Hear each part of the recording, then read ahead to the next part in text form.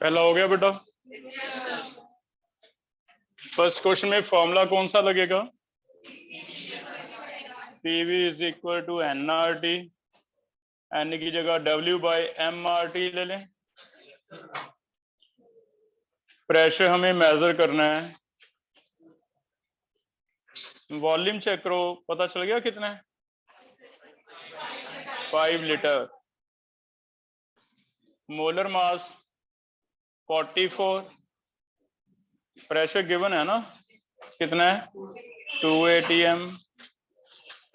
W पता करना है, R है 0.08 लेंगे हम, लीटर एटमॉस्फेयर पर केल्विन पर मोल। टेम्परेचर केल्विन में लेंगे 300 केल्विन। वॉल्यूम 5 लीटर कैसे आया? इसमें पानी का वेट चेक करो, 5 किलो है, क्योंकि 10 किलोग्राम खाली वेसल का है, भरी का 15 है, तो 5 किलोग्राम पानी का वेट है। अब पानी का वेट और वॉल्यूम सेम ही होता है, क्योंकि पानी के लिए डेंसिटी क्या होती है? 1, है ना। अभी हमने केमिकल बॉन्डिंग में डिस्कस की थी ये चीज। पानी का वॉल्यूम जो आ गया वो 5 लीटर आ गया, क्योंकि 5 किलो पानी मीन्स 5 लीटर, सेम ही चीज है, क्योंकि डेंसिटी क्या है? 1। पानी का अगर 5 लीटर है तो हमें पता है कि वेसल का वॉल्यूम भी 5 लीटर होगा, क्योंकि वेसल पूरी भरी हुई है किससे? पानी से। अब ये बोतल है, बोतल अगर 1 लीटर की है तो मैं इसे भर दूं पानी से, तो पानी 1 लीटर ही आएगा। इट मींस पानी का वॉल्यूम 1 लीटर, तो वेसल का भी कितना है? 1 लीटर, बोतल का भी 1 लीटर। तो ये ऊपर वाला इंपॉर्टेंट कर लो, कई बार ऐसे कंफ्यूजन सी छोड़ेगा। सिंपल चीज है, जीके का है, जनरल नॉलेज है, कि अगर हमें पानी का वॉल्यूम पता चल जाता है तो पानी का वॉल्यूम मींस वेसल का वॉल्यूम, क्योंकि वेसल उसी से भरी हुई है। और हमने लिक्विड का कैरेक्टरिस्टिक पढ़ा था कि लिक्विड का अपना कोई पर्टिकुलर शेप या वॉल्यूम नहीं होता, जो वेसल का होता है वही होता है ना। कर लोगे इसे? बाकी तो समझ आ गया कैसे करना। सेकंड क्वेश्चन में क्या फॉर्मूला लगेगा? तो PM is equal to DRT लगाएंगे। डेंसिटी पता करनी है, प्रेशर चेक करना, 1 atm है कहीं लिखा है, क्योंकि mm जो है this is equal to 1 atm। Molar mass methane के लिए अगर चेक करोगे तो 16 ग्राम आ जाएगा। डेंसिटी पता कर लो, R 0.08, टेम्परेचर 300 कैलोरी। कितनी आ रही है डेंसिटी? 2/3.67। यूनिट आएंगे ग्राम पर लीटर, ml नहीं आएंगे, क्या आएंगे? ग्राम पर लीटर। चेक करो, हो जाएंगे दोनों, ठीक है। आगे टॉपिक स्टार्ट करें। नेक्स्ट टॉपिक हम पढ़ रहे हैं, जो सेकंड पार्ट भी है। चेक करो डेंसिटी क्या होएगी, कंपैरिजन के लिए फॉर्मूला क्या लगता है? 4 time D1 T1 by P1। Comparison के लिए लगता है D1 T1 by P1 is equal to D2 T2 by P। ये आप खुद बना सकते हो।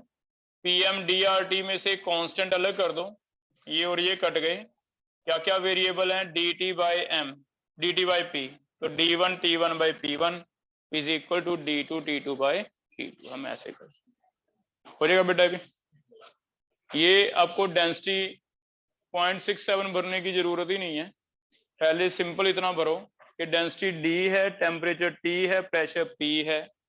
बाद में डेंसिटी कितनी है, D2, टेम्परेचर उसने लिखा है हाफ, प्रेशर उसने लिखा है 2P, है ना। तो P और P कट जाएंगे, T और T कट जाएंगे। ये कल भी किया था हमने 4 वाला, तो कितने टाइम हो जाता है 4। सेम क्वेश्चन ही कल दिया था, हो जाएगा ये, ठीक है। आगे नेक्स्ट लॉ हम पढ़ रहे हैं। हमारे इस चैप्टर में टोटल 6 लॉज हैं, जिसमें से 4 हमने पढ़ लिए। 4 सारे एक ही लॉजिक से हो गए, PTV, वो ABC VTP, है ना। उसी से PV-NRT से हम निकालते रहे भी। ये एवोगैड्रो है, A से अमॉन्टन है, B से बॉयल है, C से चार्ल्स है। तो उसमें हमें कोई ज्यादा थ्योरी नहीं पढ़नी पड़ी। 2 लॉ और हैं, ये थोड़े अलग हैं, सिर्फ PV-NRT से नहीं निकलेंगे। उनमें से एक हम आज पढ़ने जा रहे हैं। 5th लॉ आ गया हमारा, that is Dalton's law of partial pressures कहा जाता है इसे, डाल्टन्स लॉ ऑफ पार्शियल। और Dalton law of partial pressure क्या है, इसे समझते हैं। सिंपल चीज है, जैसे सारे लॉ हमने डेली लाइफ में जो एक्सपेरिमेंट हम चीजें फेस करते हैं उसी से निकालें, ये भी वैसा ही है। ये कह रहा है कि अगर एक ही वेसल में आप एक से ज्यादा गैसेस भरोगे तो हर एक का कुछ ना कुछ प्रेशर होगा। कार्बन डाइऑक्साइड भी भर दी उसी में, ऑक्सीजन भी भर दी। ऑक्सीजन का भी अपना प्रेशर है, कार्बन डाइऑक्साइड का भी अपना प्रेशर है। PV-NRT से आप निकाल सकते हो, जिसकी वजह से टोटल प्रेशर जो है वेसल के अंदर, वो ऑब्वियसली दोनों का सम हो जाएगा, एक ऑक्सीजन का और एक क्या है, कार्बन डाइऑक्साइड। जैसे एयर में है, एयर में जनरली 2 गैसेज हैं, ऑक्सीजन एंड नाइट्रोजन। तो कुछ प्रेशर ऑक्सीजन की वजह से है, कुछ नाइट्रोजन की, तभी 1 एटमॉस्फेयर आ रहा है ना। 1 अकेले नाइट्रोजन का तो नहीं है। 1 में से कुछ प्रेशर किसका है, ऑक्सीजन का, कुछ किसका है, नाइट्रोजन का। तो टोटल प्रेशर कहता है under similar condition add up होते जाएंगे। अगर एक ही वेसल में आप अलग अलग गैसेस भरते जाओगे तो इस चीज पे डिपेंड नहीं करता भी गैस कौन सी है, कोई भी ले लो, मीथेन ले लो, ईथेन भर दो, हाइड्रोजन भर दो, ऑक्सीजन भर दो, कोई फर्क नहीं पड़ता। सभी के लिए PV-NRT एक ही जैसी लगती है। बस ये है कि एक का प्रेशर 10 है, उसी में दूसरी भरी उसका प्रेशर 5 है, तो आप टोटल मेजर करोगे मैनोमीटर से, वो 15 दिखाएगा, क्योंकि 10 एक का था, दूसरे का कितना है, 5।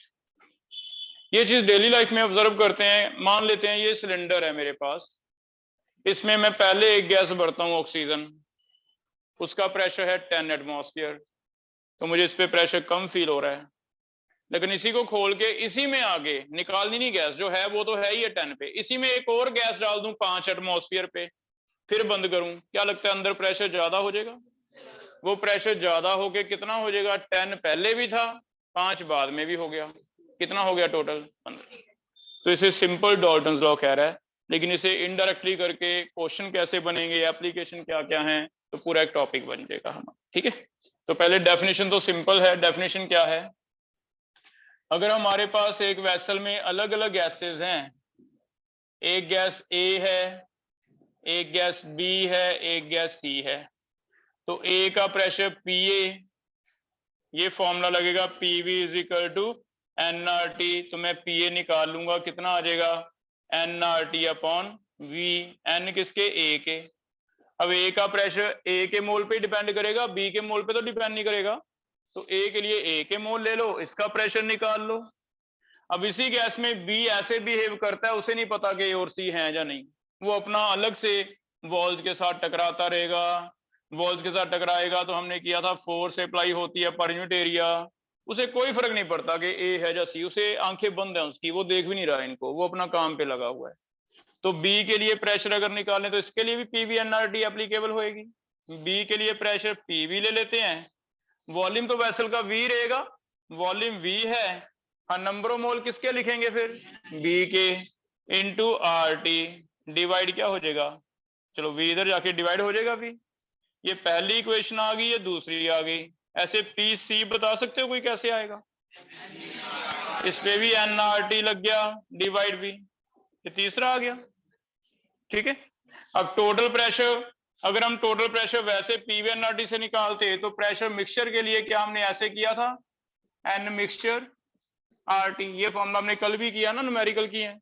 हम N टोटल ले लेते थे N मिक्सचर, और N मिक्सचर कितना कितना है, this is equal to NA plus NB plus NC into RT। Check करना ये इक्वेशन तीनों को ऐड करके बन सकती है बेटा ये। तो अगर तीनों को ऐड कर दें तो इसमें से RT बाई V तो कॉमन ही आ जाएगा, RT बाई V कॉमन आके NA plus NB plus NC ऐसे हो जाएगा। अगर तीनों को ऐड करें तो हमारा इक्वेशन तीनों को ऐड करके ये बन सकता है कि लेफ्ट साइड आ जाएगा PA plus PB plus PC left side. Right side अगर ऐड करें, चेक करो क्या कॉमन है वो बाहर ले लो, RT बाई V कॉमन ले लेते हैं, क्या आ जाएगा, is equal to NA plus NB plus NC। क्या मैथमेटिकली ऐसे पॉसिबल है भी RT बाई V सभी में दिख रहा था, कॉमन ले लें। अब चेक करो फोर्थ, और इसे अगर चेक करें तो इसमें P mixture is equal to NA plus NB plus NC RT by V होने वाला है।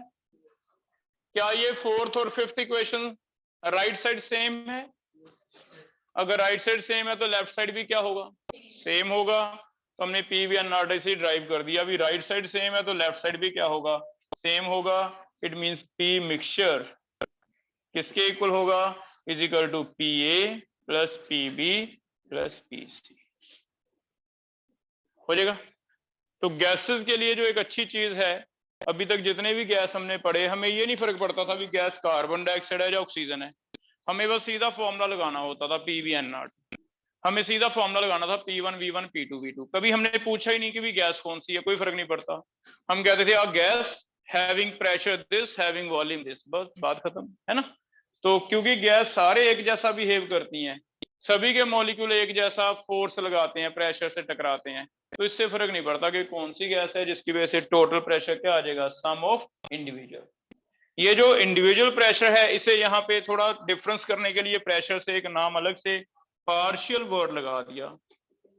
पार्शियल का मतलब होता है बेटा पूरा ना हो, कंप्लीट ना हो, हम कहते हैं पार्शियल है ना। पार्शियल का मतलब छोटा हिस्सा किसी का, पार्ट, पार्ट वर्ड से क्या बन गया, पार्शियल। तो पार्शियल प्रेशर, इसका मतलब total pressure is equal to sum of partial pressure of individual gases. ये क्या बन जाएगा, डाल्टन्स लॉ। कर लोगे, लिखो डेफिनेशन क्या बनी, definition is according to this total pressure of mixture is equal to sum of partial pressures of individual gases। जो अलग अलग गैसेस हैं, इंडिविजुअल गैसेस हैं, उनके पार्शियल प्रेशर अगर आप पता कर लेते हो तो टोटल मिला के क्या आ जाएगा, टोटल आ जाएगा। इससे फर्क नहीं पड़ेगा कि गैस कौन सी है, हो जाएगा। कर लोगे।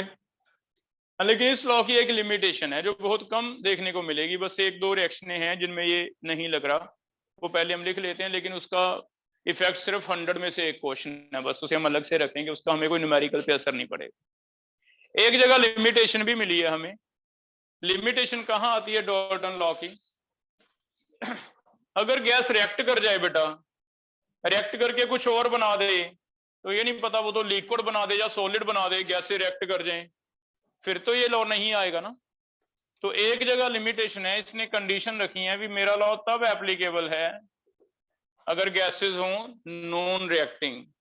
लिमिटेशन ये है, gases should be non reactive, non reactive होनी चाहिए। If gases react, this law will not be applicable, फिर ये एप्लीकेबल नहीं हो। अब आप कहोगे भी गैसें तो सारी रिएक्ट करती हैं। अब इसमें एक और इश्यू है, जब गैसें रिएक्ट करती हैं आप रिएक्शन नहीं देखोगे, रिएक्ट करके तो सारी रिएक्ट कर जाएंगी, लेकिन रिएक्ट करने के लिए हमें कुछ कंडीशन देनी पड़ती हैं, तब वो रिएक्ट करती है। ऐसे नहीं रिएक्ट करती। आपको लगेगा भी हाइड्रोजन ऑक्सीजन कहीं लिखा पड़ा होगा आपने कि हाइड्रोजन ऑक्सीजन तो वाटर बन जाता है, पढ़ा ये रिएक्शन, लेकिन ये ऐसे नहीं रिएक्ट करती बेटा, ये कंबशन है। कंबशन का मतलब अगर मैं इसे बर्न करूंगा, मैच स्टिक लेके आग लगाऊंगा, तभी तो रिएक्शन बर्न होएगा, तभी तो ये होएगा। इट मींस अगर मैं सिर्फ सिलेंडर भर के रख दूं हाइड्रोजन ऑक्सीजन का तो कुछ नहीं होगा, फिर नहीं बनेगा। तो इन पे ये एप्लीकेबल है। इसका मतलब ज्यादातर रिएक्शनों, ज्यादातर जो गैसेज उन पे एप्लीकेबल है, कोई इशू नहीं है। आपने पढ़ा होगा रिएक्शन के नाइट्रोजन हाइड्रोजन अमोनिया बनता है, लेकिन वो अपने आप नहीं बनता, उसे मुझे बहुत सारी कंडीशनें देके फिर बनाना पड़ता है। इट मीन नॉर्मली तो गैसें रिएक्ट नहीं करती। हाँ, एक दो एग्जाम्पल हैं जहां ये रिएक्ट कर जाती हैं।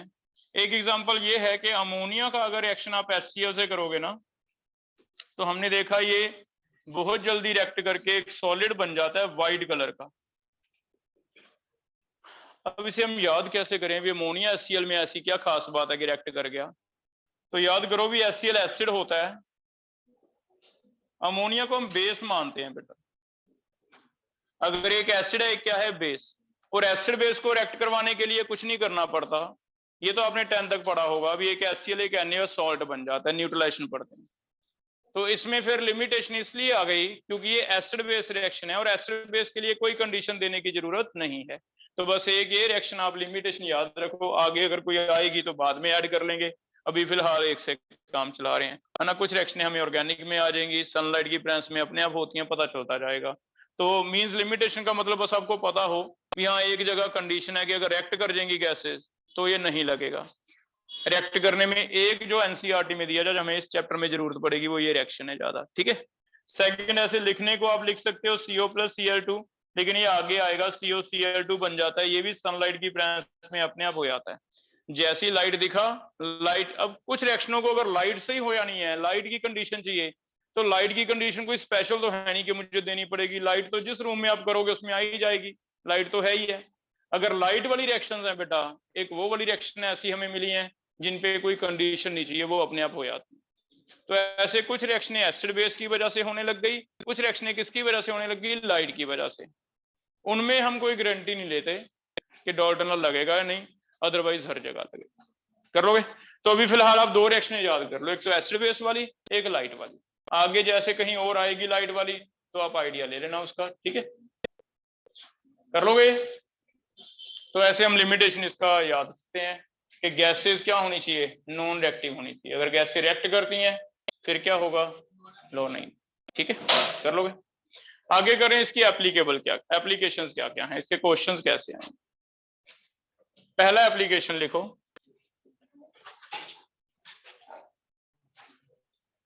हाँ बेटा पूछ रहा है कोई कुछ? फर्स्ट एप्लीकेशन लिख रहे हैं। क्वेश्चन कैसे आएंगे हमें? पहला एप्लीकेशन है, it help us to calculate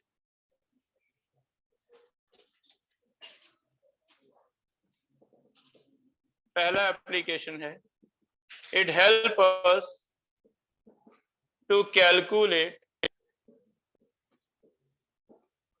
total pressure on mixing. अगर हम गैसेस को मिक्स करें तो टोटल प्रेशर कैलकुलेट करने में हेल्पफुल है।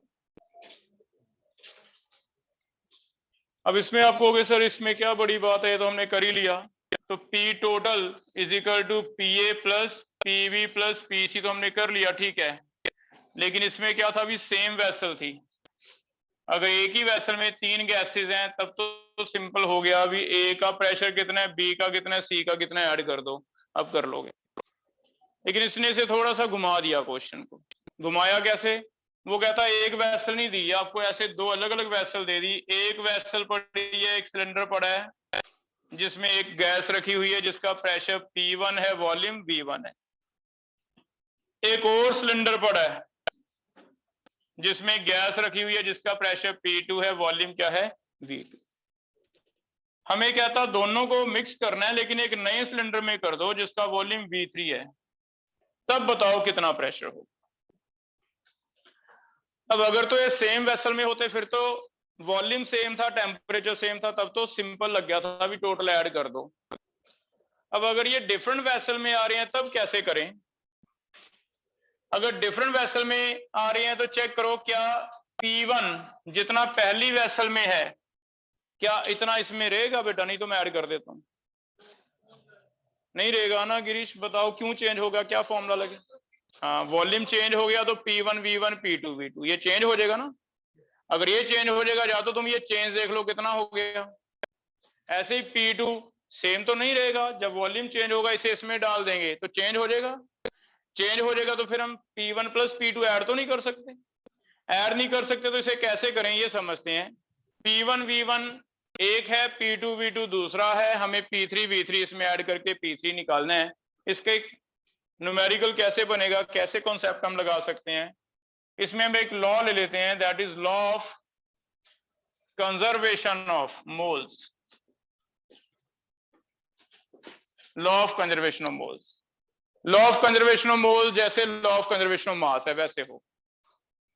क्या कहीं ऐसे सुनते हो भी mass can neither be created nor destroyed? सुनते हैं हम।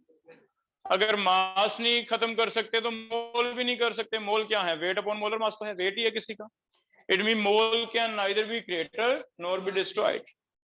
तो हम law of conservation of mole में ये ले लेंगे कि मान लो इसमें मैं पीवी एनआरटी लगा के किसी तरह मोल्स निकाल लूं, N1 आएंगे। इसमें जो गैस है उसके मोल्स हम निकाल सकते हैं N2। कौन सा फॉर्मूला हमारे पास? PV is equal to NRT। अगर इसमें N1 है इसमें N2 है, इसमें वो कहता है भी N3 हो गए, तो बताओ इनमें क्या रिलेशन आने वाला है? ये तो समझ आता है। तो हम कहेंगे टोटल मोल जो है N3 it must be equal to किसके? N1 plus N2 must be equal to N3। Mole तो चेंज नहीं होंगे। अब मोल PV NRT से निकाल के देखते हैं। इसमें अगर फॉर्मूला लगाएं PV NRT तो P1 V1 is equal to N1 RT। ROT तो सेम ही है, T तीनों का कहीं नहीं दिया हुआ, जहां नहीं दिया हो तो हम T कांस्टेंट मानते हैं सेम। इसमें से N1 निकाल लो कितना आ रहा है। N1 is equal to P1 by V1 by R। ऐसे तुम खुद कॉपी पे ट्राई करो, इसमें से N2 निकालो, इसमें से N3 निकालो और यहां इक्वेशन बनेगी आपकी, भर के देखो क्या इक्वेशन आता है, ट्राई करो। N1 की जगह मैंने निकाल दिया, यहां मैं लिख रहा हूं N1 की जगह मेरा ये आ गया P1 V1 बाय RT। ऐसे तुम N2 के लिए ट्राई करो और N3 के लिए ट्राई करो क्या क्या है।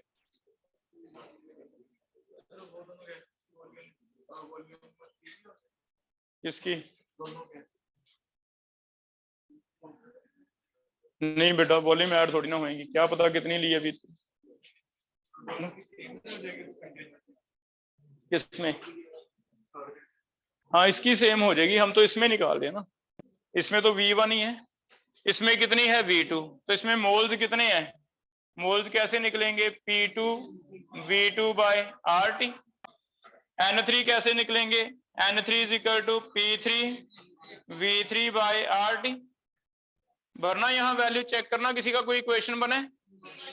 हाँ तो ऐसे इक्वेशन याद कर लेंगे, है ना। तो हमें ऐसे एक इक्वेशन मिल जाएगा, इसकी जगह क्या भरेंगे? P2 V2 bye RT। इसकी जगह क्या भरेंगे? P3 V3 by RT। अब हमें पता है RT सेम है, कट गया। हम एक इक्वेशन याद कर लेते हैं भी P1 V1 एक का हो प्रेशर और वॉल्यूम, दूसरे सिलेंडर में जो गैस पड़ी है उसका P2 V2 हो, दोनों को मिला के टोटल कितना हो जाएगा? P3 V3 हो जाएगा। तो हम इसे ऐसे करने वाले, V3 जितना भी होगा, V3 जितना भी होगा वो टोटल यहां लेना है, हो जाएगा बेटा। जैसे इसी का मैं डाटा लिख रहा हूं, चेक करो। हमें क्वेश्चन ऐसे दिया जा रहा है कि मान लो पहला यहां प्रेशर है 10, वॉल्यूम है 100 ml। दूसरी वेसल एक अलग से रखी हुई है, साइज पे डायग्राम पे ना जाओ, लिख रहा हूं जो वो देखो। P2 है 20, वॉल्यूम है 400, लेकिन इन दोनों को मिलाया एक तीसरे वेसल में जिसका वॉल्यूम कितना है? 500 ml है।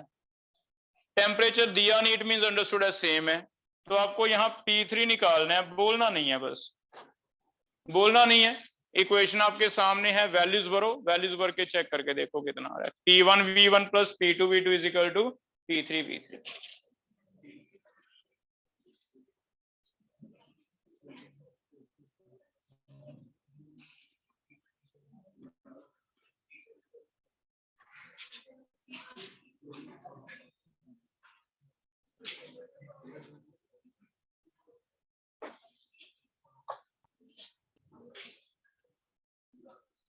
वैल्यूज भरनी है आपने, एक फॉर्मूला याद हो जाएगा, P1V1 plus P2V2 is equal to P3V3। Rishabh बता दे बेटा क्या आंसर है, कितना? 18/5 कितना आ रहा है? P1 देखो कितना भरे यहाँ पे, 10 भर दें। V1 बताओ। अच्छा एक चीज और, ये वाले क्वेश्चन में आपको बताया था कि PV/NRT में आपको यूनिट चेंज करने पड़ते हैं, इनमें यूनिट चेंज नहीं करने लेकिन सेम रख लो। टेम्परेचर जरूर चेंज करना है केल्विन में, बाकी हम यूनिट सेम रखेंगे। तो चेक करो सारे ml हैं, सारे एटमॉस्फेयर हैं, तो चेंज करने की जरूरत नहीं है ना। प्लस P2V2 कितना है? 2 × 400 इज इक्वल टू P3 निकालना है, V3 कितना है? 5। 2 0 कट गई तीनों में, यहां कितना रह गया? 10, ये रह गया 8, 18/5 आ रहा है सही आंसर। ऐसे यार हो जाएगा बेटा, पहला क्वेश्चन समझ आ गया। अच्छा अगर 3 वैसल होती, चौथी में डालते plus P2V2 plus P3V3 is equal to, वो तो जनरल है ना कितने भी क्वेश्चन पे। तो पहला कॉन्सेप्ट पता चल गया। एक तो सिंपल है, भी एक ही वैसल में है, फिर तो सीधा है P1 plus P2 plus P3, लेकिन हमें एक वैसल में नहीं देगा, हमें अलग अलग वैसल रख के दे देगा। तो फिर एक फॉर्मूला बन गया P1V1 plus P2V2 is equal to P3V3। Unit must be same, change करना एटमॉस्फेयर बनाना जरूरी नहीं है, सिमिलर लेने हैं। ठीक है आगे चल रहे हैं, एक और एप्लीकेशन है इसकी, सेकंड एप्लीकेशन है, उल्टा भी पॉसिबल है। It help in calculation of partial pressure of A gas. उल्टा यह है कि हमें मिक्सचर का प्रेशर दिया हुआ है, मिक्सचर का प्रेशर पता है, जैसे इसका टोटल प्रेशर 10 एटमॉस्फेयर है, लेकिन इसमें 2 गैसेस हैं, हाइड्रोजन है, हीलियम है। हमें अगर ये कहता है भी मिक्सचर में से कितना हिस्सा हाइड्रोजन का है कितना हीलियम का है, तो भी हम बता सकते हैं, लेकिन उसके लिए हमें एक चीज चाहिए होगी, नंबर ऑफ मोल हाइड्रोजन के और नंबर ऑफ मोल हीलियम के। अगर हमें नंबर ऑफ मोल हाइड्रोजन और हीलियम के पता चल जाए तो मैं टोटल में से एक का कितना हिस्सा है वो भी बता सकता हूं। कैसे निकलेगा, ट्राई करते हैं। पहले लिख रहे हैं प्रेशर टोटल के लिए क्या फॉर्मूला बनेगा। अगर प्रेशर टोटल का PV/NRT लगाएं तो प्रेशर टोटल वॉल्यूम तो तीनों के लिए V रहने वाला है, टोटल प्रेशर के लिए PV is equal to NRT ऐसे लगेगा, N टोटल RT। एक इक्वेशन लिख सकते हैं हम कि अगर इसका टोटल प्रेशर निकालना होता तो हम कैसे निकालते, PV is equal to NRT, P total V N total दोनों का मिक्सचर का मिला के R इंटू T, एक इक्वेशन।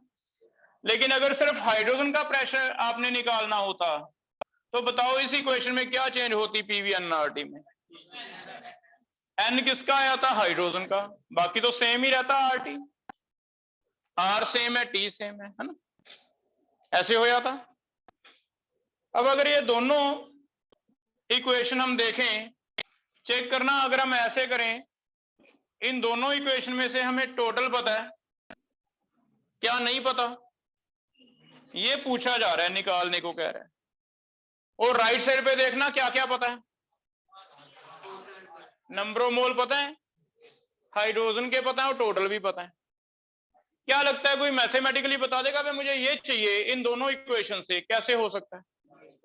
डिवाइड कर दें, अगर मैं डिवाइड कर दूं 2/1 तो मेरा RT और RT कटने वाला है, वॉल्यूम भी कटने वाला है, 2/1 2/1, ऊपर आ जाएगा प्रेशर हाइड्रोजन, नीचे क्या आ जाएगा, pressure total, is equal to इधर क्या रह जाएगा, नीचे नंबर ऑफ मोल हाइड्रोजन, ऊपर क्या था number of mole total. Check करना क्या ऐसे आ जाएगा।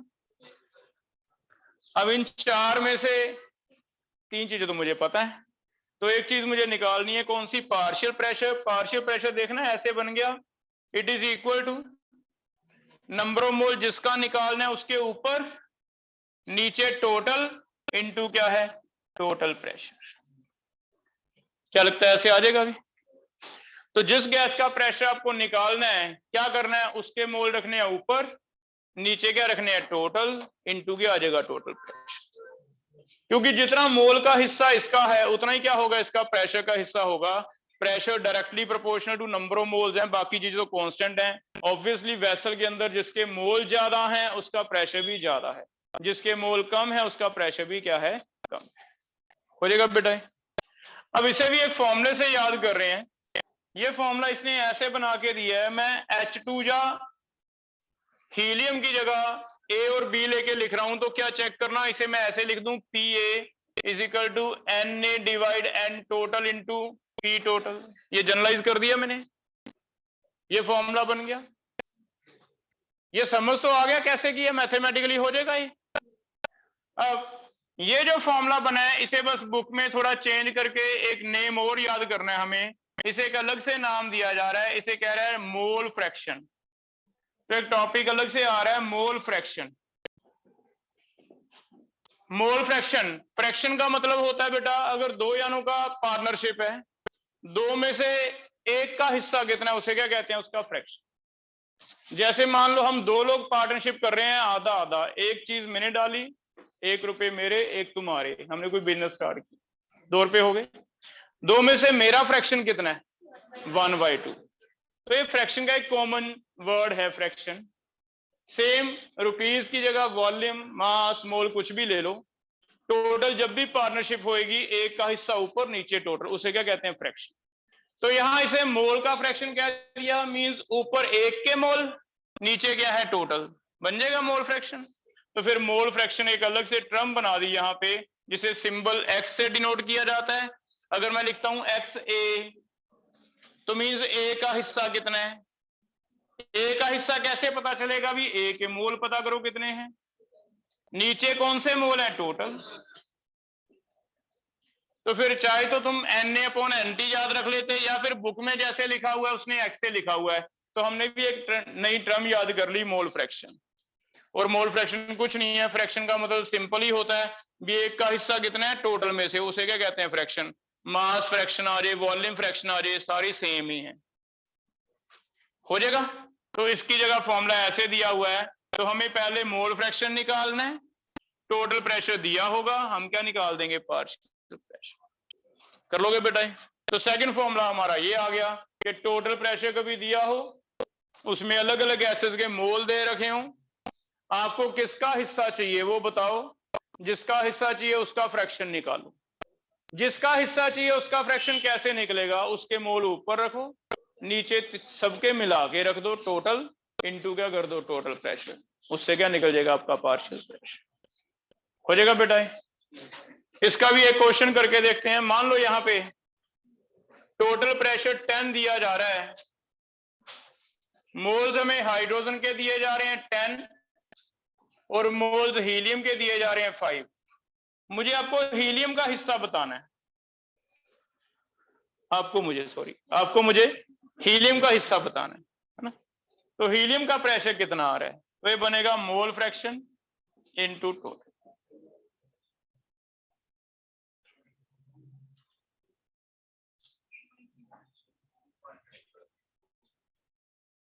हीलियम का मोल फ्रैक्शन कैसे निकलेगा? ऊपर कितने मोल रखेंगे? 5, नीचे 15, तो रख दें यहां 5/15, अलग से लिखने की जरूरत तो नहीं है, यहीं पे आ जाएगा। ऊपर 5, नीचे कितना है? 15 इनटू टोटल कितना है? 10। तो 10 में से 1/3 इसका है, कितना रह गया? 3.33। बाकी टोटल 10 में से वैसे ही माइनस कर लो, 6.67 रह गया, 6.66।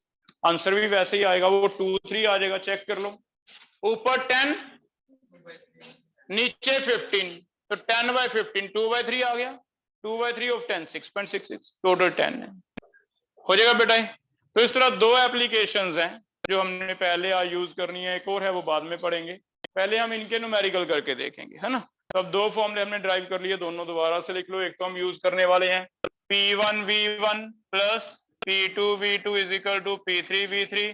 इसमें चेक करेंगे और क्या कंफ्यूजन हमें दे सकता है। सेकंड, पार्शियल प्रेशर किसी एक का मोल फ्रैक्शन इनटू टोटल, और मोल फ्रैक्शन सिंपल है, जिसका पूछा उसके मोल ऊपर नीचे क्या है टोटल। ऐसे कर लोगे बेटा। अब दो फॉर्मूले हमारे पास हैं, आपने देखना है कि कौन सा फॉर्मूला लगेगा। निकाला डॉल्टन लॉ से ही है, लेकिन जो डेफिनेशन थी वो कहीं नहीं आ रही, देख लो, है ना। इसीलिए आपको बताया कि टॉपिक अलग से इंपॉर्टेंट है। डेफिनेशन तो सिर्फ इतना था कि total pressure is sum P1 plus P2, लेकिन क्वेश्चन वैसा नहीं मिलेगा, है ना। पहला क्वेश्चन ट्राई कर रहे हैं। पहला क्वेश्चन है कनेक्टिंग वेसल्स, फिर से इंपॉर्टेंट जो हमने पहले भी किए हैं। ये दे रखे हैं, बोलना नहीं है, अपना अपना करना है। इसमें प्रेशर दिया जा रहा है 10 ATM, इसका वॉल्यूम लिखा हुआ है 2 लीटर। इसमें प्रेशर दिया जा रहा है 20 ATM, वॉल्यूम लिखा जा रहा है 3 लीटर। आपको यह पता करना है भी अगर स्टॉपको को ओपन करें तो प्रेशर कितना बन जाएगा। विल बी, पहले डायग्राम बना के लिख लो कॉपी पे, फिर मुझे बस एक चीज बताना तुम कि इसमें V3 कितना लेंगे। सात्विक कितना 5। V3 क्या होगा, हमने कनेक्टिंग वेसल में किया भी, जैसे ही स्टॉपको को ओपन किया तो नया वेसल एक बन जाएगा, सारे का सारा गैस इधर भी जाएगी इधर भी जाएगी। इट मीन जो नया वॉल्यूम है वो कितना हो जाएगा 2A 3A, 2 और 3 मिला के कितना हो जाएगा 5। तो बस V3 का ध्यान रखना है, V3 कितना होगा 5। अब फिर से बोलना नहीं है, अपनी कॉपी पे ट्राई करके देखो क्या आंसर आ रहा है।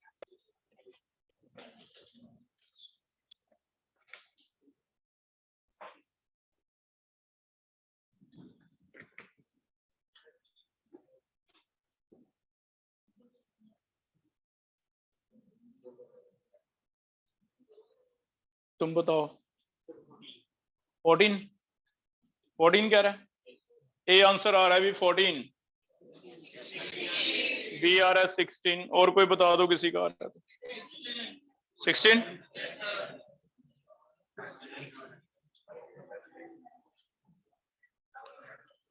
इसका मतलब तुम्हें मैथ नहीं आता, केमिस्ट्री तो आती है।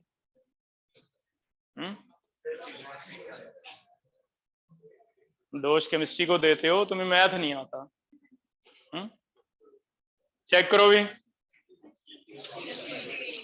पहले क्या लिखें P1V1 10 इंटू 2, बाद में क्या लिखें 20 into 3 is equal to total निकालना है 5।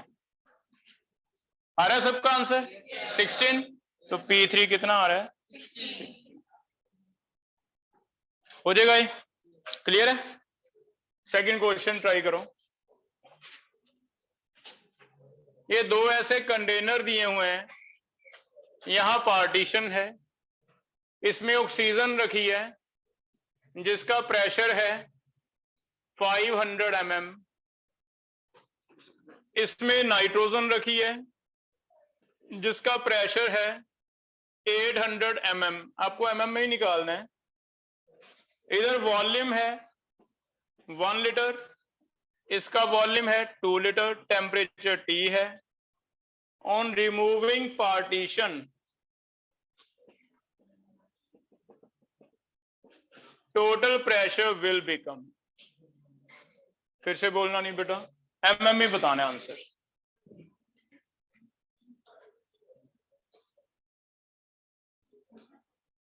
टोटल प्रेशर कितना हो जाए,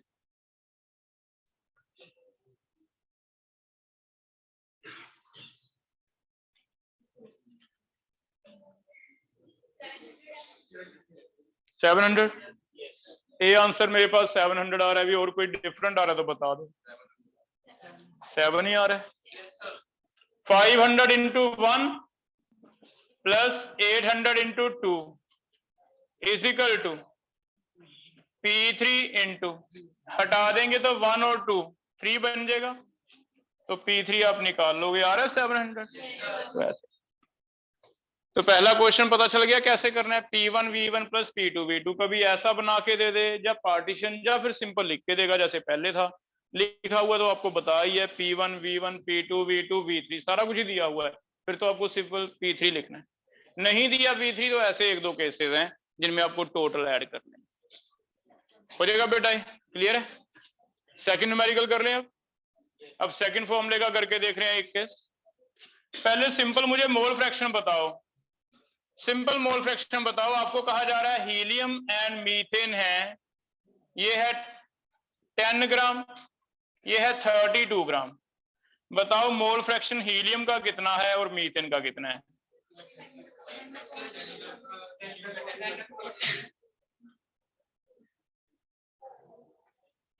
टेन अपॉन नहीं है, मोल्स बनाओ,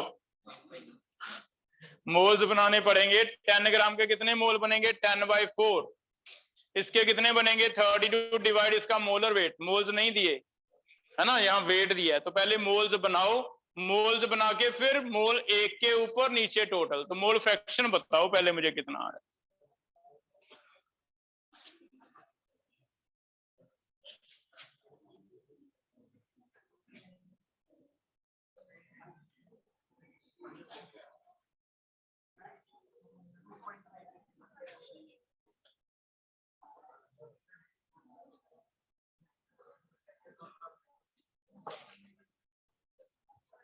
मोल्स कितने कितने बने बताओ। 2.5 हीलियम के बन गए। तो चेक करो, चेंज ये हो सकता है सेकंड फॉर्मूले में कि मोल जरूरी नहीं दिए हों, तो मोल हमें बनाने आते हैं। इसके 2.5 है। मीथेन के लिए मोलर वेट पता है 16, तो इसके मोल्स कैसे बनेंगे, 32 डिवाइड 16 कितने बने 2।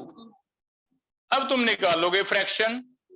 हीलियम के लिए मोल्स हैं 2.5, नीचे टोटल करना है 4.5।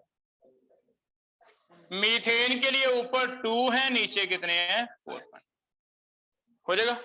तो एक सेकंड क्वेश्चन में जो चेंज आएगा, ये पहले में चेंज हो सकता है कनेक्टिंग वेसल वाला V3 ना दिया हो, सेकंड में ये चेंज हो सकता है कि वेट दे दे, वेट दे दे तो आपको मोल्स पहले बना।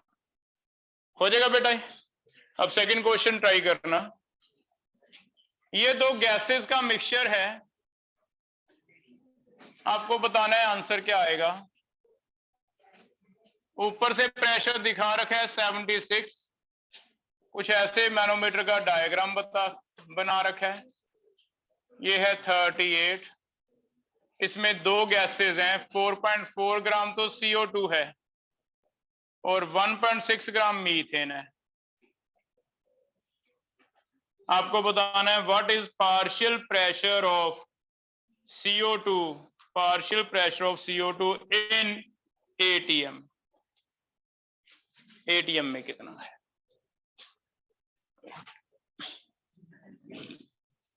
तो सेकंड में जो चेंजेस हैं वो आपको बता दी। कभी मोलर मास वेट दे दे, मोल्स बनाने होंगे, या फिर थोड़ा मैनोमीटर लिंक कर दे।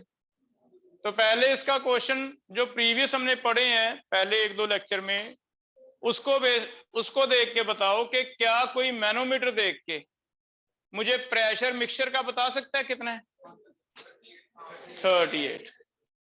क्योंकि भी एयर का ज्यादा है तो गैस का क्या है कम है, तो फिर ऐसे केस में हम क्या करते थे, एयर का ज्यादा है गैस का कम है, कितना है 38। याद आ रहा है। ऐसे ये वाला कर्व इधर जाता है, इसे ऐसे बोला जाएगा, जब स्टेटमेंट बना के देंगे टेस्ट में मान लो आता है, तो इसे बोला जाता है ओपन आर्म।